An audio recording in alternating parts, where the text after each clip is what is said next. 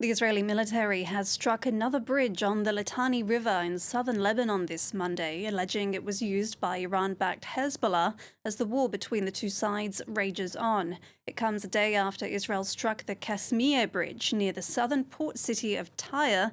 President Joseph Aoun has called Israel's attacks a prelude to a ground invasion. Well, for more on the situation in Lebanon, we can cross live to France 24's Claire Paccalin. Claire, what's the latest on the ground? We've just had news, Karis, from the IDF, from the Israel Defense Forces, saying that they have struck a target, a member of the Al-Quds force, so that's one of the branches of the Iranian Revolutionary Guards, here in Beirut. Now, the IDF didn't give any information as to where that strike had taken place or who the identity of that potential member of the Al-Quds force is, but we have been getting information from our sources here in Beirut, and it appears that there has been a strike in the east of Beirut, in the suburb of Hasmieh, but that's a developing situation, so we'll be looking into that and giving you more information in the afternoon and evening as we get it.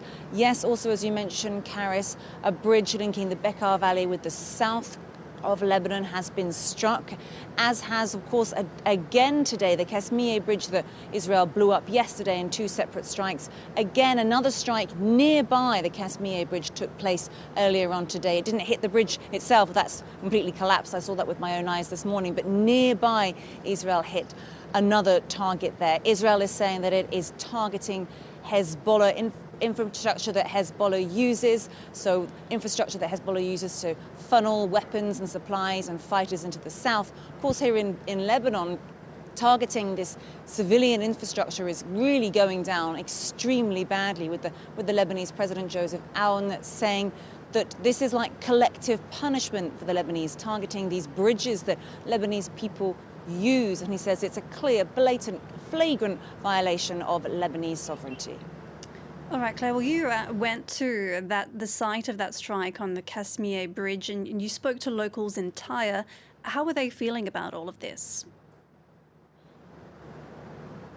Yes, the Kasmieh Bridge is a bridge that did lead into the city of Tyre. So that's a southern city. And what's interesting in Tyre is that while a large part of the city is in what's called the red zone, so that's the area where Israel has said residents need to evacuate, the old town of Tyre has not been evacuated and is not part of this red zone. So if you go into the other part, into the red zone, the streets are quiet, there are damaged buildings. Some buildings have been flattened by Israeli airstrikes. But if you go into the old town where we were earlier on today, it's busy, it's bustling, shops and cafes are open.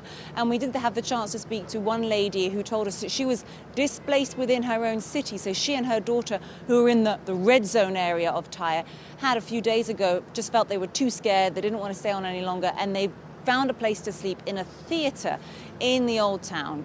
So they're sleeping on mattresses on the floor alongside some other displaced people. And we spoke to another gentleman on the seafront, the old town of Tyre, looking out at the waves. In the background, you can see the smoke from strikes. You can hear every now and again the sound of strikes rattling through the air. But you have children playing with kites. You have people sitting on benches looking out at the sea. And we spoke to a gentleman there who told us that he would never leave his home. He has absolutely no intention of leaving his home. He doesn't want to become one of the 1 million displaced Lebanese who've headed up north, and some of them have found places in shelters, some of them have found members of their family they can live with, or hotels or rented apartments. Others, though, simply are either staying in tents or sleeping in their cars.